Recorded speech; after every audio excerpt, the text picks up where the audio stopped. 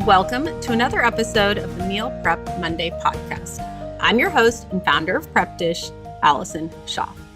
In today's episode, I am discussing 2 strategies for lunches, including packed lunch. Before I get into today's episode, I have an email to read from a Prep Dish subscriber, Anne.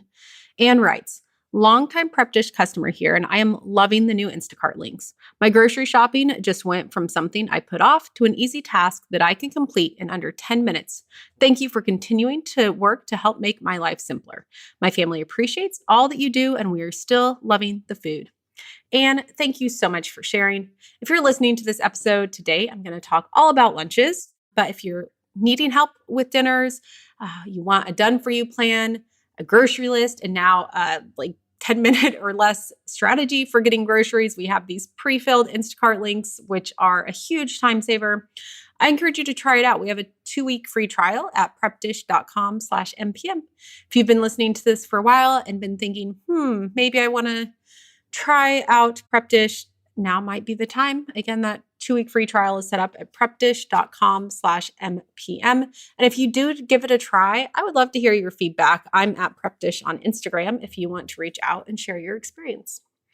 Okay, for today, I want kind of continuing on, wrapping up this series we've been doing on back to school, getting back into the fall rhythm, whatever that looks like for you. Today, I'm touching on lunches, and I came up with my 2 main strategies that I use for lunches. And these work whether you're doing lunches at home, you're packing lunches for you to go to work, or you're packing lunches for your kids to go to school. So no matter what your lunch might look like, these 2 strategies could be a solution to make lunches a lot simpler. Okay, so strategy number 1 is leftovers from the night before, but make it fresh, right? So it doesn't need to be the exact meal that you made from the night before. My main strategy that I typically use for myself is doubling or even tripling the protein that I'm making for dinner. This is, if I'm using the Prep Dish meal plans, that's why I'm always increasing the size of the recipe so I can use the leftovers from dinner for lunches. But the protein specifically, making sure I have enough that then I can use it the next day, but in a different way. I like to, in the summers, I like to use it on a salad. Sometimes I'll, put it up in a wrap, something like that. But here are about 7 specific ideas for this strategy. So let's see, leftovers from the night before. If you have leftover grilled chicken, you could make a Caesar wrap or, grilled chicken salad. I like to add some, chopped fruit or avocado, some nuts, and make a quick balsamic dressing. Number 2 idea is if you have leftover taco meat, you could do some bowls, maybe some rice bowls, grain bowls, make it into a taco salad. The 3rd one is if you have leftover soup or chili, use that for the next day. This works great for packed lunches. You can just put it in a thermos. It'll stay warm. Have that for the next day as well. Leftover roasted veggies, use this in a bowl of some sort, maybe with like a yogurt sauce or some avocado on top. Meatballs, they can be turned into a sandwich or a wrap, or again, everything. Like in the summer, kind of like, I'm like, okay, throw it on a salad or put it in a wrap. And then the winter, I'm more into the soups and chilies, but you kind of get the idea with that. And with the kids' meals specifically, I'm not packing lunch for my kids, but if I were to, or when we are like out and about and I do pack something for them, what I'm usually doing is taking some of the components from dinner. Again, usually that protein, so maybe it's some leftover chicken meat or steak, like sliced steak, and then adding the sides and making those different. So maybe some raw veggies, some carrot sticks, some cheese slices, some nuts, some olives. My kids love olives, so I a lot of times will include something like that. So kind of taking some of the pieces from dinner, but then adding in some fresh things just to make it more bright and fresh and fun. So leftovers from the night before, that's the first strategy. I find that I lean more heavily on this one for whatever reason in the summer, and then in the winter, because I think in the winter, I think of more like heartier soups and stews and meals and all that sort of thing. So I find that in the winter, I do rely more on the second strategy, which is a Sunday meal prep. So prepping 1 or 2 items for the whole week for lunch. And it can be eating the same thing over and over, or it can be mixing, like kind of eating the same thing, but in different ways. So for example, if you make a big pot of chili, maybe one day I have it over chips. Maybe one day I have it more as like a soup. Maybe one day I strain it and have it on, in a taco shell. Maybe one day I strain it and have it as a salad. So it's just kind of different ways. Or one day I have it as a rice bowl. There's just, you could have it 5 different ways in one week.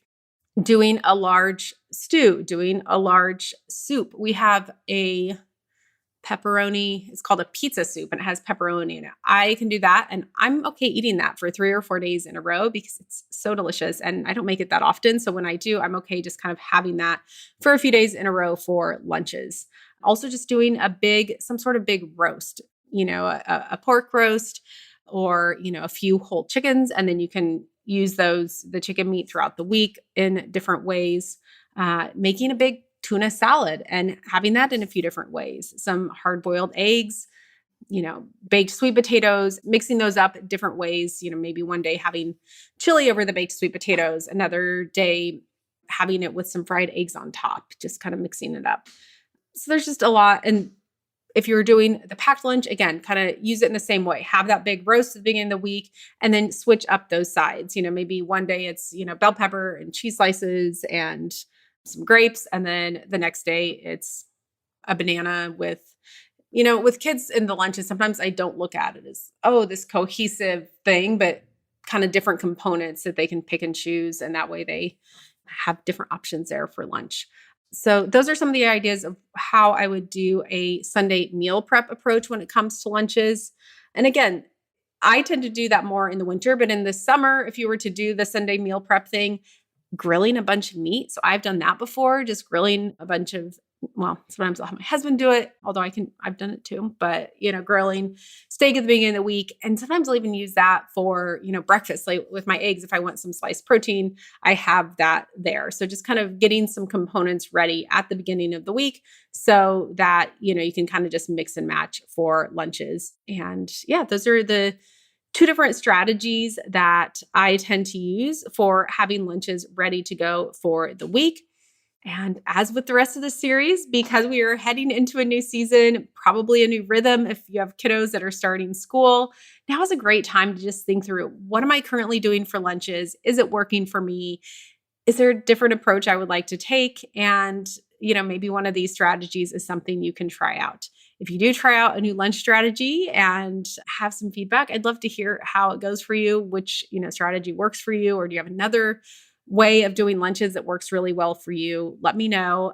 We do have that private Facebook group that's always linked in the show notes, or you can reach out to me on Instagram at PrepDish. Before I sign off, a reminder that we do have that 2-week free trial set up for our meal plans. It's prepdish.com/MPM. So if you need help getting dinner on the table, you can use those plans. Of course, you can always use those meals for lunches as well. And then if you've been a longtime listener of this podcast and have not left a rating and review, if you have a few minutes today, if you could just do that, that means a lot to us here at Prep Dish. It just helps other people to find the podcast and find the work that we're doing. Okay, that's all I have for this week. I will be back again next Monday.